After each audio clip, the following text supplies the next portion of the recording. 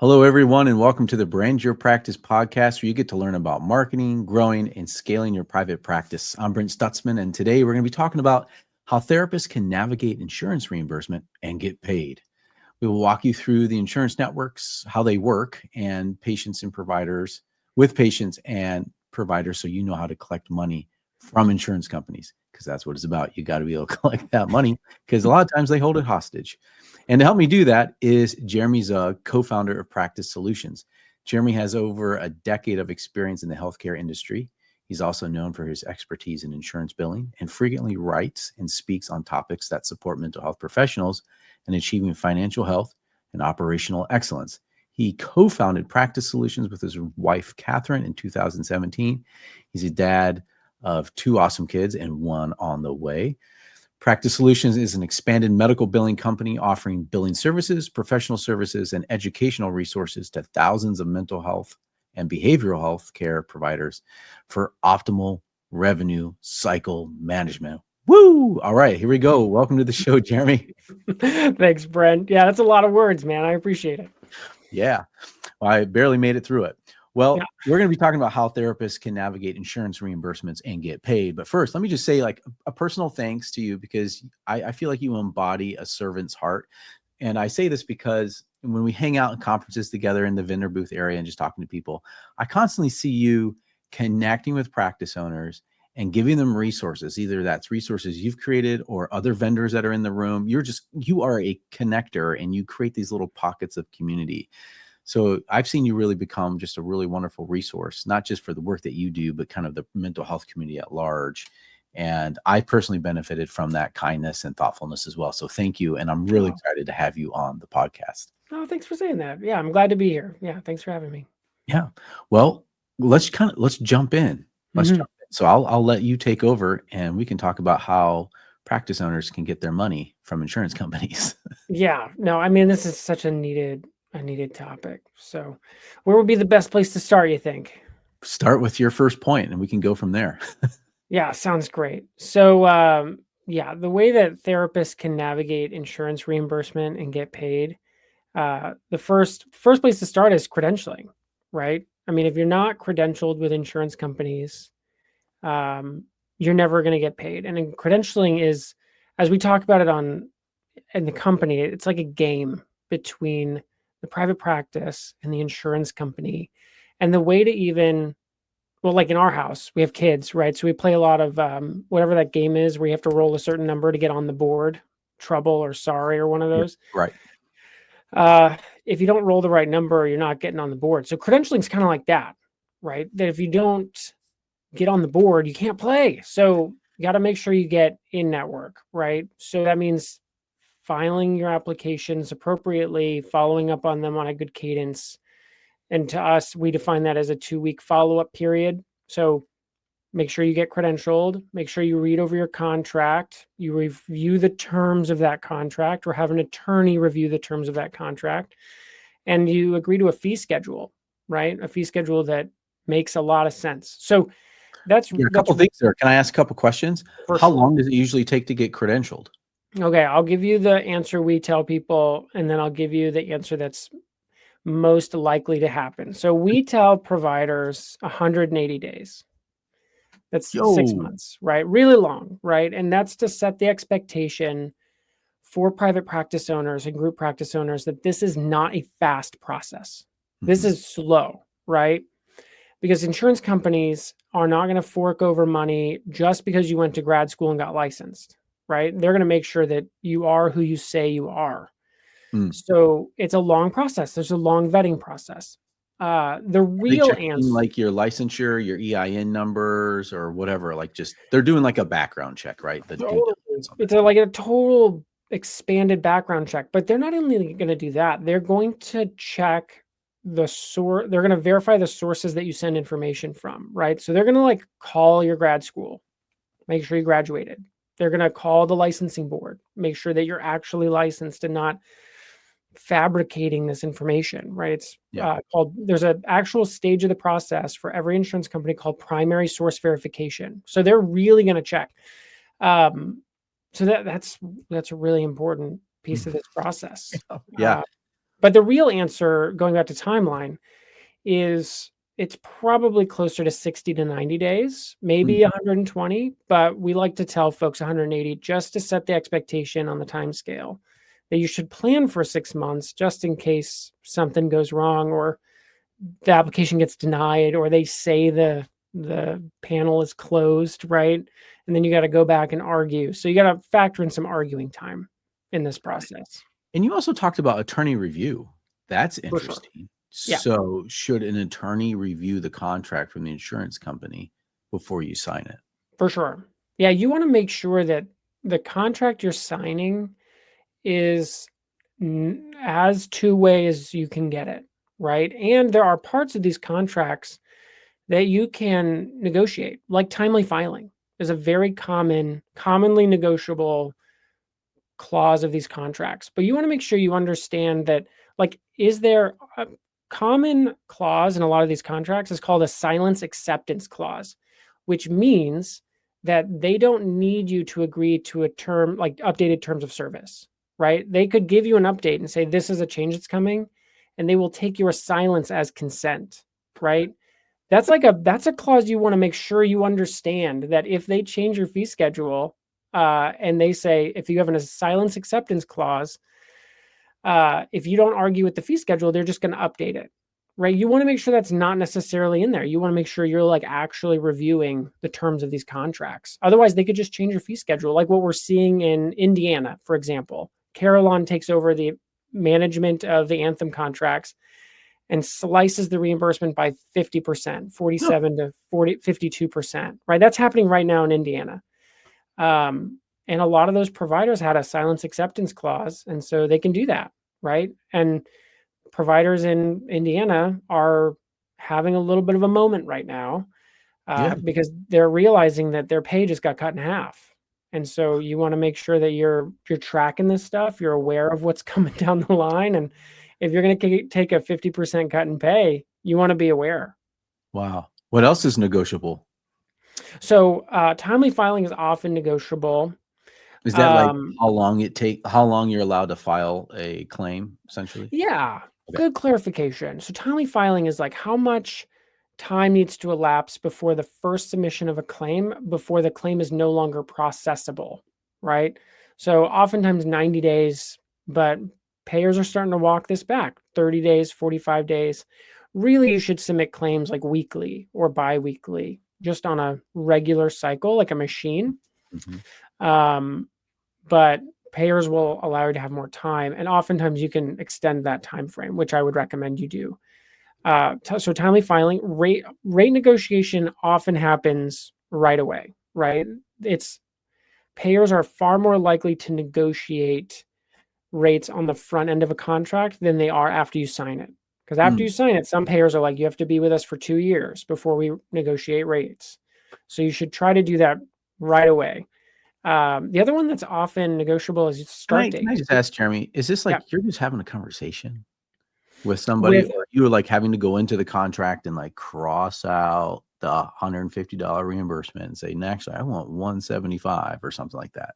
Is that? Yeah. So you're talking with a person. There's a provider network consultant that you're speaking with. Yeah. And they have generally a lot of authority to change this stuff. For sure. Now, there are some payers that just will say, we're not negotiating rates. This is the best rate you got because we're the best rate around. Other payers are different. So it's really one of those contingencies or clauses that I think you should negotiate for. And we just say this for a second? Because you're married to a therapist. Yeah. Therapists often undervalue their work. 100%. They don't ask for more. Yeah. And so I always advocate with therapists and providers to say, ask for more, like for sure, you're worth more. So what can you do? Like, what's reasonable then? Like, I mean, it depends. Okay. Here's what we're seeing a lot of, if we can talk about like current trends. Certain provider specialties right now are commanding the room in terms of provider reimbursement. So one trend we're seeing a lot of is if you work with children or teens, youth, generally that's an underserved population, And generally speaking, again, these are broad strokes. Generally speaking, those folks are able to command a higher reimbursement rate because networks are lacking providers in those specialties across the country. Here's another one. Maternal mental health has become a hot topic. Again, an underserved population, like postpartum depression is not a specialty that a lot of therapists are in at the moment. And so, there's a provider we work with, a practice that this was like the smoothest rate negotiation I've ever seen. She approached a certain payer about a rate, and they gave her essentially everything she asked for. And what she asked for was way more than she thought she would get. And they just said yes. Like, what is kind of what's the range for something like that? Because I know a lot of therapists were like, well, what's possible? Like in that case, so I've seen over children. In that case, it was like low 200s for reimbursement rates. And that's very high. I mean, that's like very high. But I've seen providers negotiate from like low hundreds or even like $80 a session to like mid hundreds. I mean, so I think you can negotiate anything. It is business. And so, especially if you are serving an underserved population, insurance companies have to maintain network accessibility requirements according to National Quality Organization standards. If they don't meet that, they can lose their certification as an insurance company. And so knowing those demographic trends is extremely important. Okay. So we talked about negotiating rates, claim. I don't know, man. I'm learning so many words here that my brains are gonna forget this. But I'm glad you clearly know what you're talking about. Timely filing. Yeah. So definitely like have any other things you would say, hey, lawyer, please negotiate on these things on my behalf, or what would you recommend? Yeah, those would be the things I would negotiate right off the top. Also, like termination, like make sure you understand the termination clauses. I've seen that with 6 months, 9 months. It's crazy termination. Yeah. So you want to make sure that those are clear. But that's just the tip of the iceberg, right? So you're gonna get credentialed, get in network, and then once you're in network, the way that navigating insurance reimbursement and getting paid works is you have to set up something called the revenue cycle or revenue cycle management within your private practice. And that starts at credentialing, but then moves to patient registration. So you got to make sure that and this is, I think, where Therasas comes into play, right? That collecting patient information is critical to getting paid, right? Is that what you would say? Yeah. Like we have it on our Therasas forms to be able to verify benefits. They can submit insurance card images or whatever, to be able to verify that and get them in and just to check it. How often is that wrong, you think? Well, when I show people the demo on the form for Therasas, they're like, oh, you can do that. And so a lot of times people just have you upload the card because they type it in wrong all the time. And so if you at least have the card, you can at least have a starting point, right? Oh, it happens more often than you'd think. Like we see dates of birth wrong. There are certain cultures that like for like immigrant populations, first generation immigrants that come here, sometimes they write their names different on forms. I know that seems kind of odd, but that happens a lot. Yeah. And so creating a unified process that gets name, date of birth, everything right at the front end is extremely important. And then, eligibility benefit verification is extremely necessary after that. And then for us, our like novel way of doing this stuff is we don't go straight to claim submission. We actually start at payment posting. So if you start at payment posting, you catch denials right away. So what's you're not between payment posting and submission. Yeah. So payment posting is like we start with at the end of the process for a lot of folks. So claim submission is like, I got this claim now. I got this patient. I've done my note. I have a claim. Also do your notes, please. I mean, it seems like you wouldn't need to say that, but I mean, you got to get your notes done to generate a claim. And then I send my claim off to the clearinghouse. The clearinghouse turns it into a machine readable file that the insurance company then processes, right? That's claim submission. Payment posting is we've gotten payment for a service, and now I'm going to apply that payment to a record in my EHR system, because they don't pay you. Insurance companies don't pay you in like individual checks. They pay you in batches. And so you take this batch of, let's say, $5,000, but that $5,000 represents 40 sessions. You got to know where to apply that. Yeah. Right. And so, but what you do is you catch denials at payment posting so that you don't submit a claim that's going to result in another denial. If you just go from eligibility and benefits to claim submission, you might be filing like a dirty claim, right? And just wasting a bunch of time.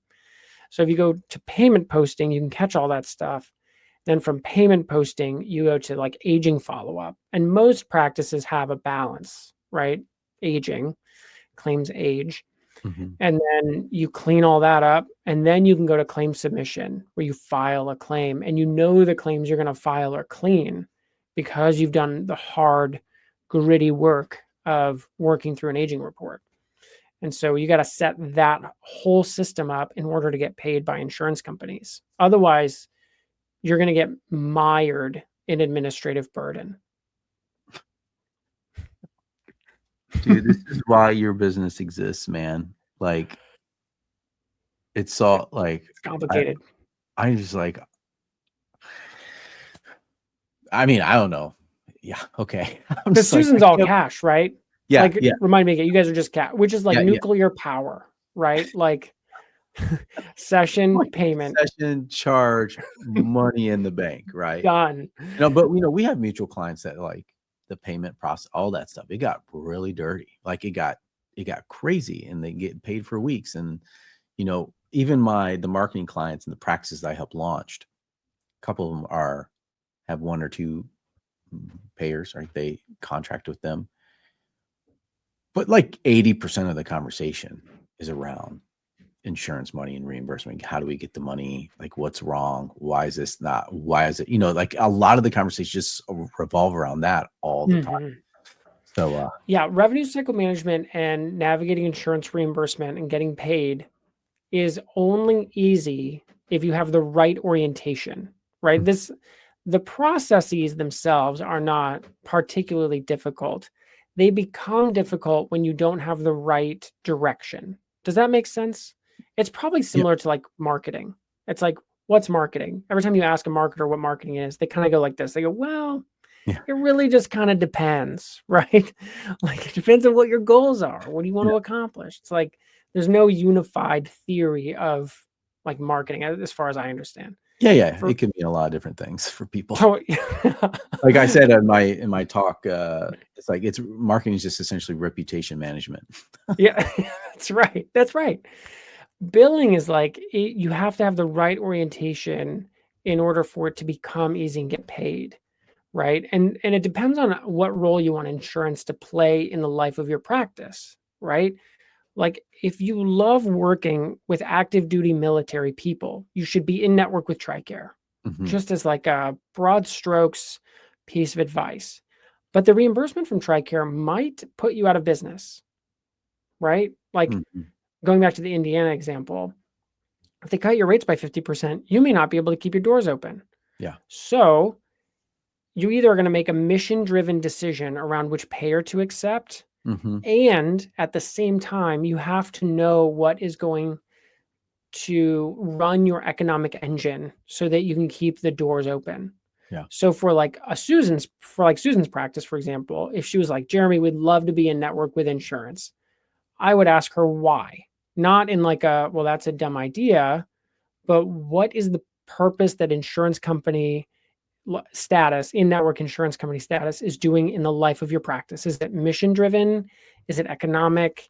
Is it a passion? What is it? And how are you going to know if being in network with an insurance company is a good idea, right? So you got to start there first, and then you got to build the systems next, and then you can see patients. But it's not right now. Yeah. So we're talking about revenue cycle management, right? That's right. Okay.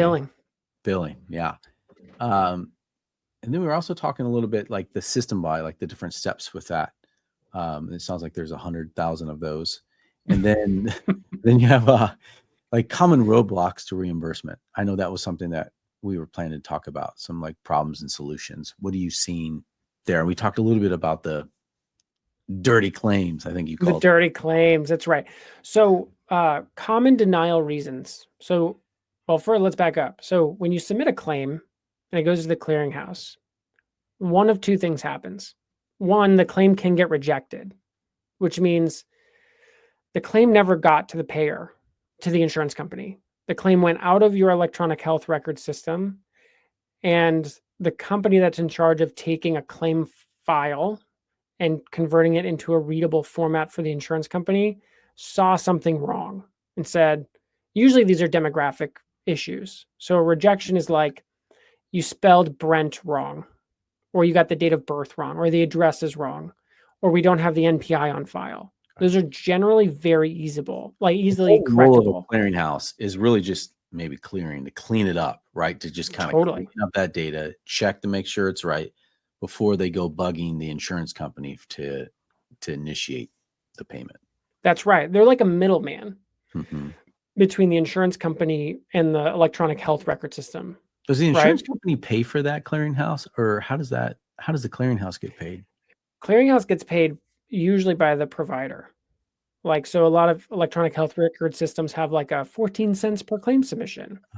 So that cost is passed through to the provider, which is why like we generally recommend a bi-weekly claim submission process, because you can batch claims. So you can fit multiple dates of service onto a claim, and then you're charged less than if you like submit every day, right? Because there's this perception that if I submit every day, I get paid more. You're going to get paid when the insurance company says you get paid. So you might as well pay less in clearinghouse fees. But so a claim can go to the clearinghouse and get rejected and get kicked back. And then you got to fix that because that hasn't made it to the payer yet. Side note. Yeah. Are any of these clearinghouses publicly traded? Because that seems like a really good business model. Yeah. There's a really popular one known as Change Healthcare that was hacked last year, and they're owned by United Healthcare. I feel like all roads, and they're not always good roads, lead back to United Healthcare. They lead back to United. They're very, they're very polemic in that sense. But so, United Healthcare owns Change Healthcare. And let's talk about that a little bit. I feel like we can talk about it. United Healthcare owns Change Healthcare. Change Healthcare got hacked. Change Healthcare is a clearinghouse. Most people have heard about this situation, but if you haven't, Change Healthcare is a clearinghouse that handled 1 out of every 3 claim in the United States at the time. 1 out of every 3. Insane. They get hacked by a bad actor and shut down reimbursement for every provider that was using Change Healthcare, right? That's kind of a big deal. United Healthcare executives all went to good schools and they got really good grades. Jeremy, providers often don't get to choose the clearinghouse because if the EHR that they're using, the EHR determines the clearinghouse, right? That's exactly right. That's exactly right. So if your EHR had a relationship with Change Healthcare, you were impacted there, right? So Change Healthcare, again, those guys and gals got really good grades from really good schools. So they said, okay, we've got a problem. Change Healthcare is bleeding. It cost them $3.5 billion. That whole breach, 100 million patient records got exposed. They were not going to lose $3.5 billion. So what they did was they said, what if we loaned $9.5 billion to providers that were impacted by this situation, which is what they did. So they made $6 billion.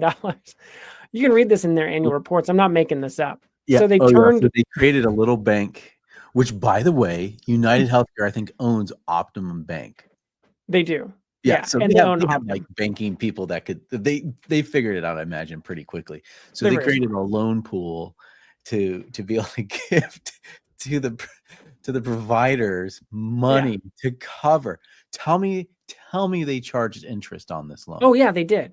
Yeah, for sure. Yeah, I mean they're very smart. So they took lemons and they squeezed those lemons into $6 billion worth of lemonade. Right? Again, you can read these in their annual report. Oh my goodness. Isn't that wild? Unbelievable. So Yeah, like this is a like catastrophic crisis for a lot of people. Make some money. yeah, make a little bit of cash. Why not? Okay. All right, So as you were anyway, so yeah, that's a little side note, a little bit of information there. Again, go read United Healthcare's annual reports. It's all in there. They're like, all right, Change Healthcare cost us $3.5 billion. We loan $9.5 billion with interest. They're gonna make a lot of money off of the Change Healthcare breach, right? So anyway, a claim goes to the clearinghouse. Assuming the claim is clean, the claim is then sent off to the payer, the insurance company. The insurance company can then look at that claim and they have two choices. They approve that claim for payment. And a claim form, all the architecture of a claim form does is get to payment. It doesn't communicate any information that is not helpful for determining payment or non-payment. So then the insurance company looks at the claim, they say approved for payment, or they say denied. And there are several reasons why you could deny, right? One of the most common denial reasons is duplicate claim submission, which means the provider is just submitting claims, just like, oh, claim denied, resubmit. There's not been any action taken to rectify the original denial, which for a biller, that's like our worst nightmare because it means we have to go back to the original denial. And you could have resubmitted that claim like 20 times, right? And you just get the same denial. So you have to go back, you have to find the original denial, and then you have to fix the original denial reason. So that's one of the most common is duplicate denial. That's like the most ambiguous denial reason you could have. Another denial reason is timely filing, right? Going back to the beginning of our conversation, you didn't submit the claim in 60, 90 days. You just sat on it. Either you didn't get the note done or the note was incomplete or it kept getting rejected by the clearinghouse, right?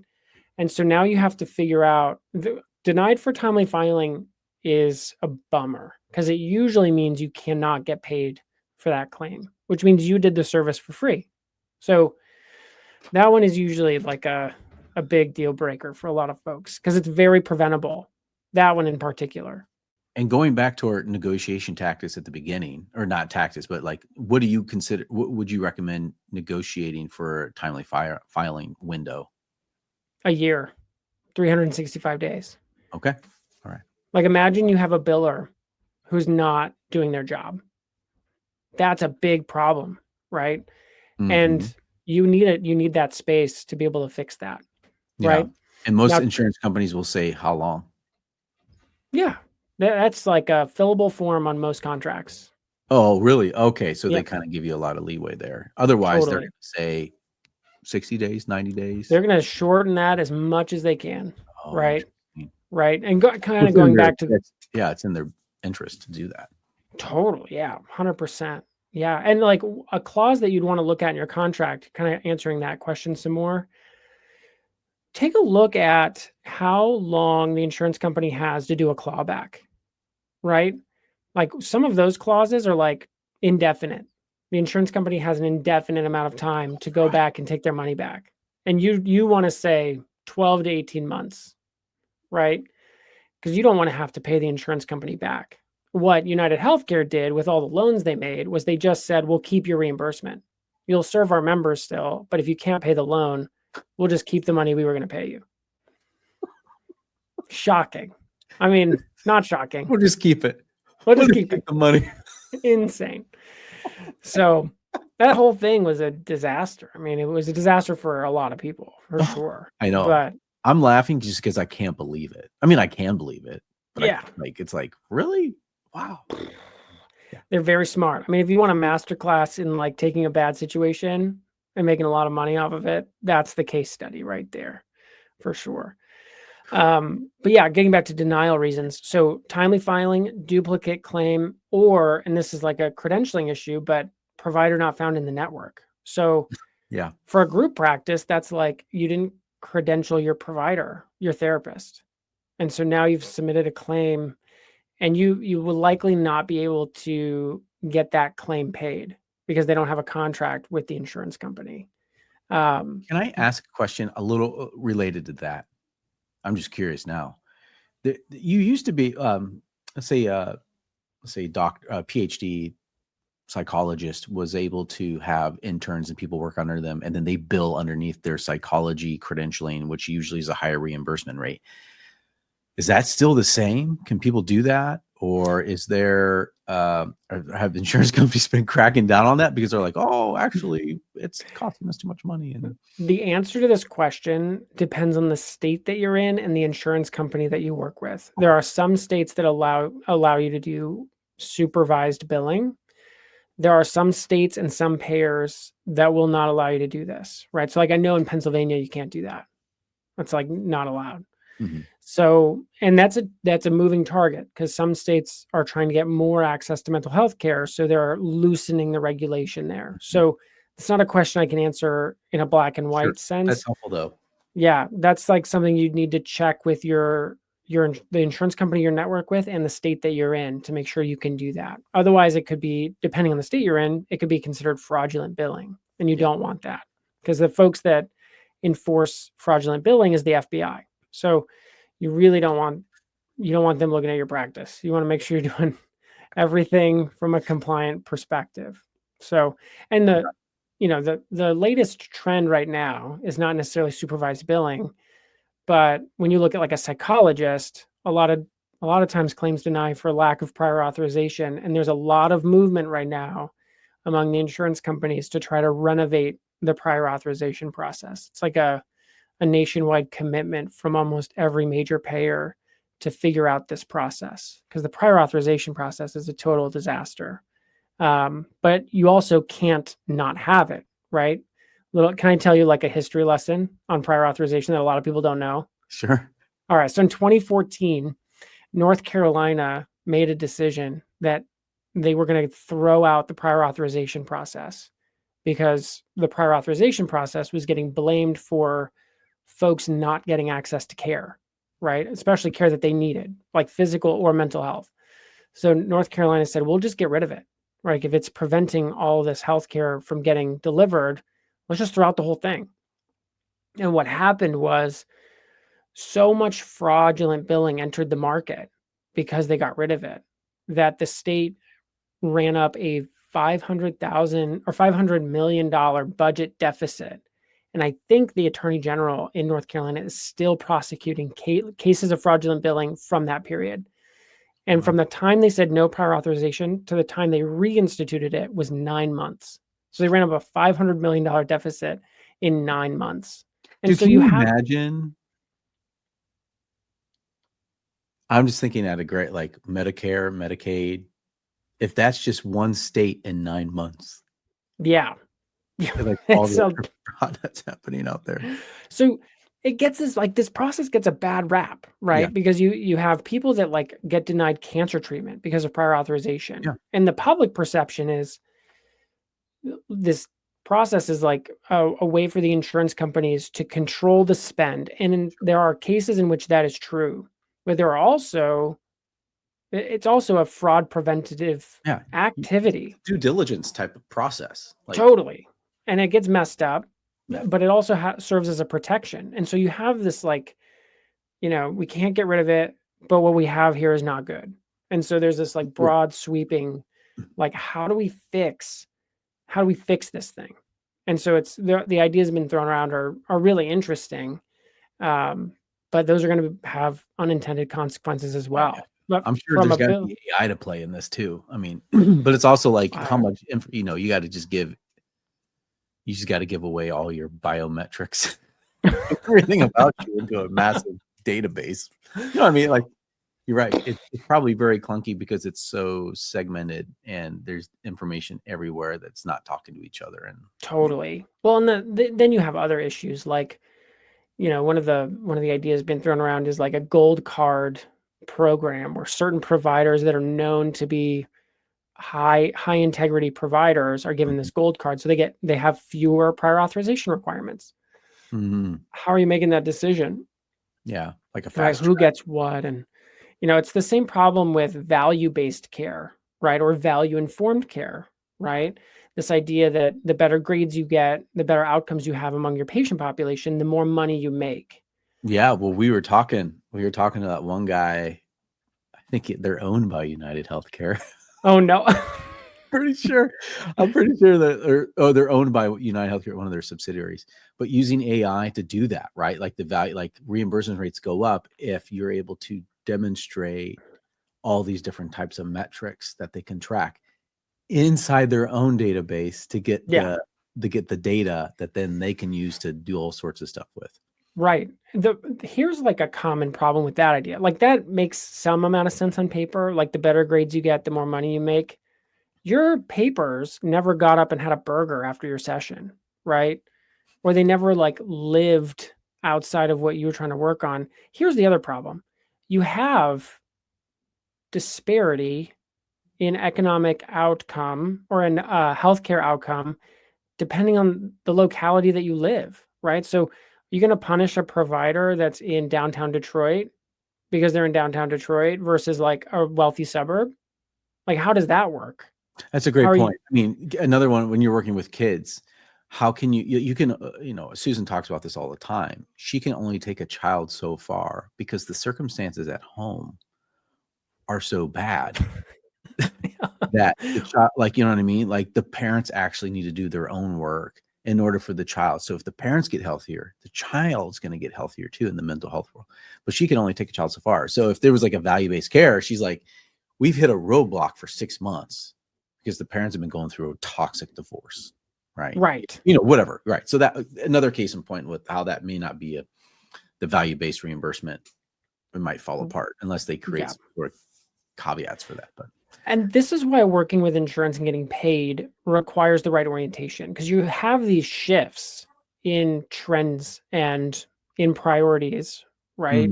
And you have to stay up on this stuff or have somebody in your office or outsourced that's really paying attention to this stuff. Because like, can you imagine Susan taking a 10% decrease on the reimbursement rate because of the toxic divorce, because the kiddo is not getting better? Yeah. I mean, that's what would happen. Yeah. And so being involved in this conversation and helping private practices navigate the vicissitudes of insurance companies is extremely important because it changes all the time. And being able to strategize how you're going to navigate that is very important. So like going back to the Indiana example, my advice to a lot of those providers is you have two choices. One, you could kind of like unionize a little bit and tell Carolyn, we're out. We're all out if you don't bring the reimbursement rates back. Or two, you leave. You leave the network and you figure out a way to either take cash clients or you credential with another payer that's paying higher, right? Yeah. But just taking a 50% cut is not a solution, right? You have to plan. Yeah. And I think most clients would understand, be like, look, I can't do this anymore. I can't sustain my life with this type of a cut, right? And just say I won't be in network. And then Caroline, I'm sure they're like, yeah, well, you have a 9-month right contract termination. So you're with, it's so crazy, man. It is crazy. Can you imagine taking a 50% nuts to me?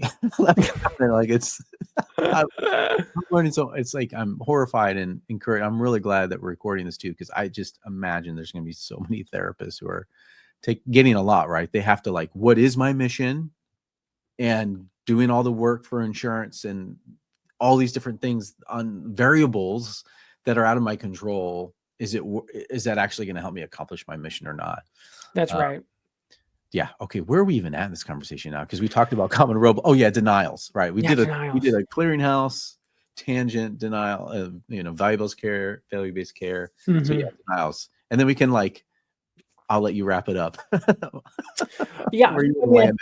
I think the best way to land the plane on this in navigating reimbursement and actually getting paid is to sit down and instead of just seeing more patients, planning out your insurance relationships, right? Are the rates you're getting paid, are they keeping you in business or are they not?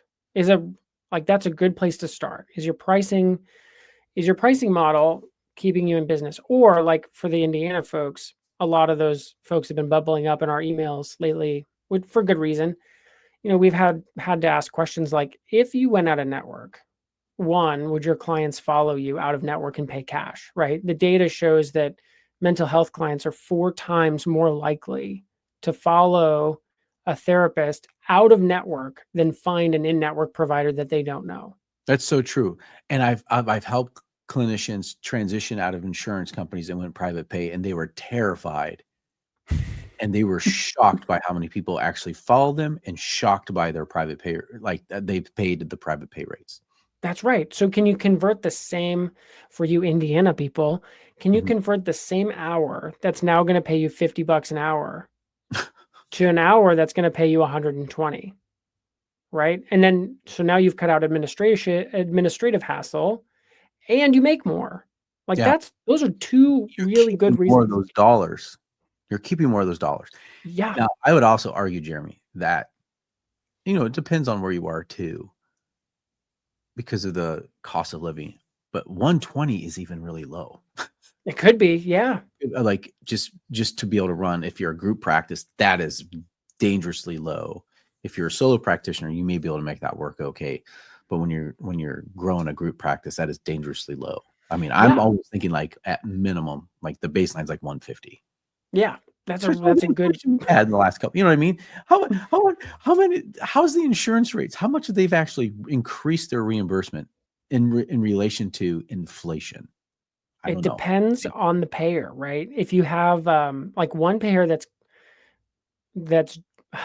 this is tough, but like the Medicare Advantage payers, particularly in Humana raised its rates by 5.5% for the Medicare Advantage plans because everybody left the network. So they're trying to incentivize folks to getting back on the network because, well, there's reasons why health systems left the Medicare Advantage network. And it's actually one of those products that is sort of bleeding United Healthcare for a variety of reasons. You can go look up why that particular population is not profitable anymore. But you have to plan for some of this stuff. So if you're going to get paid by insurance companies, first you have to strategize why you're going to take insurance. What purpose does it serve? And is it economically viable? And if it's not economically viable and you still want to serve that population, how are you solving for that? You can solve for that, but you need to solve for it. Yeah. 2, you need a process. You need an articulated, written down standard operating procedure, or you need to outsource to somebody who has that already to manage this process. And 3, you need to be aware of if the variables change, because they will, what is your next move, right? It's one of the reasons why they have a chessboard in the back, right? Because you have to think 3 or 4 moves ahead in order to play this game and win. But if you have a strategy, you have a plan, you can win the revenue cycle management game every week. And we see it all the time, right? Private practices winning at scale because they have a plan, they have the right people, they have the right processes.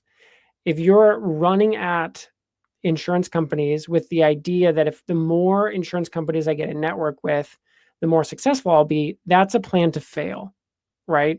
It's more administrative. Like we had a practice recently that we started working with 30 payers, 30 patients. That's not sustainable for sure. And that's like a client that we're actively working with to try to say, if we limit this down to your top 3, you're going to do better over the long term. Yeah. But you cannot have 1 payer per patient. That's not sustainable, right? You'll end up building a practice that feels more like a prison than a practice. Yeah. Does that make sense? Yeah. Just one insurance payer almost feels like a prison to me in some ways. Clearly you are good at your job and your business provides a lot of value. And so as a way kind of wrapping up, I would love for you to be able to share. I'm going to put this on our screen here. It's practicesol.com, practicesol.com. And if you do brand your practice /brand-your-practice, there's a cool little landing page there that you can get some resources, right? Do you want to talk about those resources? And then I'd love for you to just share a little bit about, the things that you do, where you actually do billing for practices, but you also have resources that you are launching for people who may not be a good fit for your practice, but already have a biller. And those billers need to be trained. And I'm thinking they need a system, whatever it is. They need a system. If they don't have a system, they need one. If they do have one, this might be a good way to audit that system and see if they can improve it. So yeah, I'll turn it over. So I'll try to answer this as succinctly as I can. If you think about mental health care, the mental health care market, and the organizations that serve clients in our country. Think about them in like a pyramid, like that. Mhm. They're the big MSOs at the top, the managed service organizations. And then you have sort of mid-level providers, those larger groups. And then if you were to draw a red line and go below that red line, you have solo practices, supervised clinicians, graduate students, maybe like smaller groups. And the folks below that red line, there are very few companies that are building products and services for those providers. Yeah. There's a lot of reasons for that. But one of the reasons that we looked at the market from a size stratified perspective, and we said, there's this whole group of practices that just are underserved. And so we built out and are launching on August 1st our learning hub, which is our playbook with our tools and our resources that you can go and learn and download and implement in your practice right now, to do billing really well in-house. So if you're a provider who doesn't necessarily want to make the jump into outsourcing your billing, you don't want to hire somebody, you want to kind of DIY it first, that's a great resource for you. Or if you're a bigger group and your billers keep turning over, which happens, Yeah. or you have a biller who you trust the person, but the person doesn't know how to do the process, that's the place to go. So Hourglass Learning Hub launches August 1st. We also have a segment in there, Ask the Biller. Hourglass? The Hourglass Learning Hub. Yeah. Okay. Yeah. So our logo is an hourglass, and we're here to save you time. So that's the connection. Okay. There you go. So yeah, and then we have a section in there, Ask the Biller. You can ask questions, and then somebody from our team will answer your questions. So your biller has support, like actual support and actual process. Nice. So that's launching August 1st. Yeah. That is like the lowest touch way to work with us. So that's a good subscription-based resource over there. Then we do billing for you. So if you want us to handle the billing with an out-of-the-box solution, we have a whole billing team that would love to work with you. And then we have I don't know, what's a luxury brand? Our like Maserati of services, I suppose. I don't know.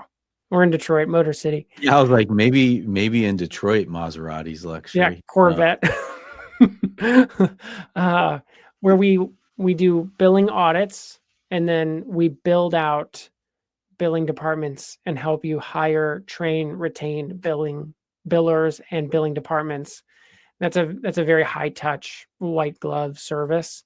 And so wherever you are in the strata of mental health care, we can help you at whatever stage of practice you're at.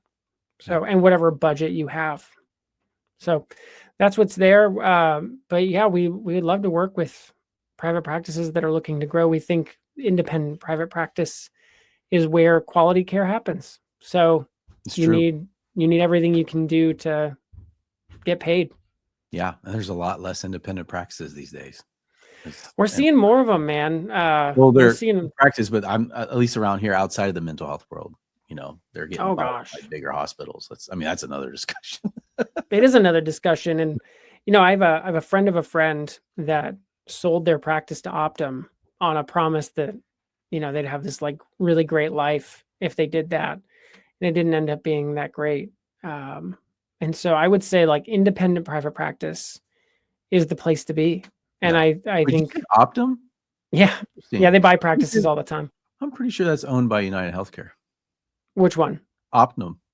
Oh yeah, Optum is owned by United Healthcare. They own a lot of stuff. So, yeah, I mean, I appreciate you having me on for sure. Yeah. And I always love our conversations. Yeah. I really enjoy, and I love laughing with you too. So thank you, Jeremy, for joining me today. Go to Practice Solutions, just Google that, or practicesoul.com, and you can find all the different ways you can engage with them and get their resources. And just a reminder, all the content on the Brand Your Practice website, podcast, and other media reflects my own opinions and should not be taken as legal advice, financial advice, or investment advice. So please seek out the guidance of professionally trained and licensed individuals before making any decisions. And some links in the description may be affiliate links. All right, folks, thanks for listening. And if you found this conversation useful, subscribe to the podcast. Join me again for the next time on the Brand Your Practice podcast.